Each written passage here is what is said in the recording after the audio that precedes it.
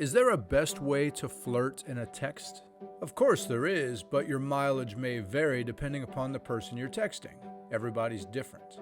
If you're reaching out to someone you just met, it's 100% guaranteed that the best way to do this is not to mention something political. Saying something like, "I hope you have an amazing day, you deserve it," is way better than saying, "Let's go, Brandon," or "I'm so stoked to go to the Antifa rally tonight." And this probably won't work either. "So excited for the weekly QAnon coaching call."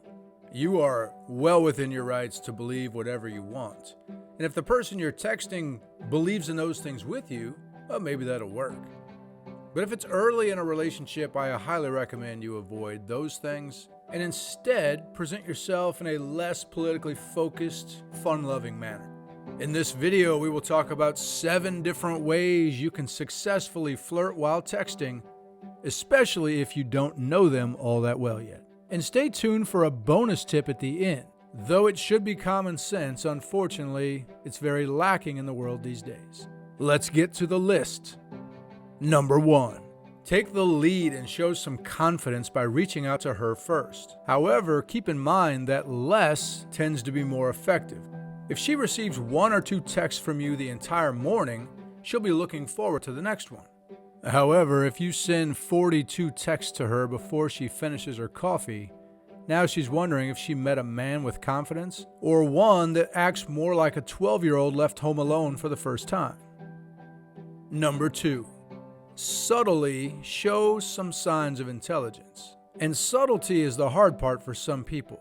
So make sure that whatever you're texting her fits into the flow of the conversation. And don't treat this like an audition to appear on the show Jeopardy! So how do we do this? Well, in a text, reference something she told you previously about her schedule that day. Something like, "Hey, just want to wish you good luck on the job interview. They will be lucky to have you." A message like this not only reminds her that you've paid attention to what she said, but also shows that you understand the emotions of her day.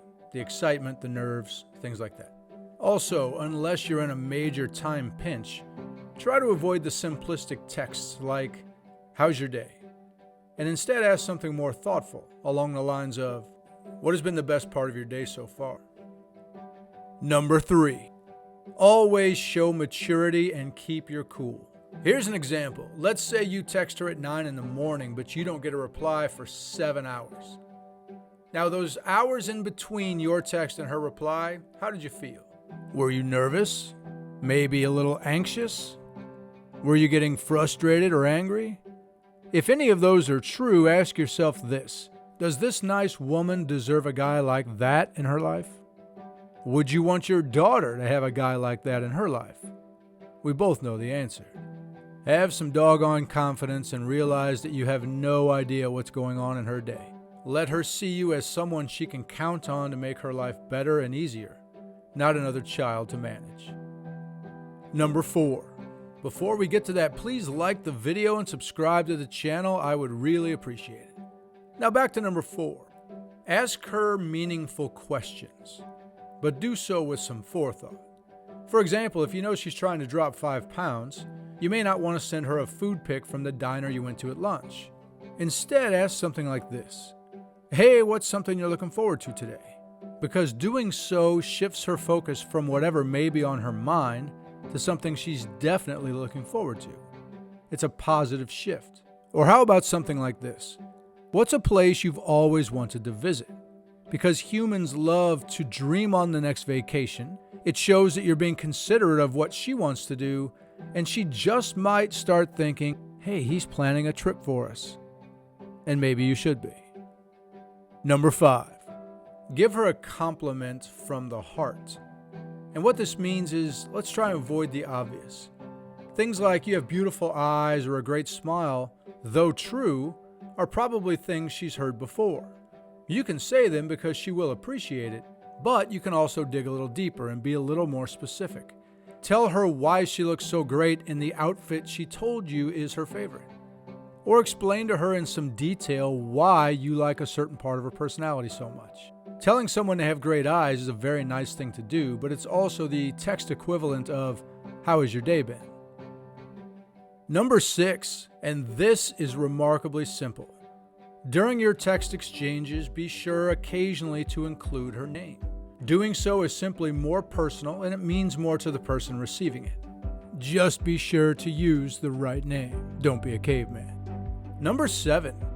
Don't be afraid to playfully tease her or give her a fun nickname. What if you were watching Wheel of Fortune together and she guessed at an answer that was ridiculously, obviously wrong? Go ahead and make a joke about that the next day. She'll probably laugh along with you. Just be sure that if the roles are reversed someday and the jokes are coming your way, that you handle it well. Nobody wants to date a third grader. And here's a bonus tip. An overarching goal for all of the things we talked about should be this. Always be calm, cool, and classy. Everything you send in a text or everything you say to her face should reinforce to her that she is dating a gentleman, and that's what she deserves. Please like the video, subscribe to the channel, and stay tuned for the next video because I've hand-chosen it for you. Thanks for watching.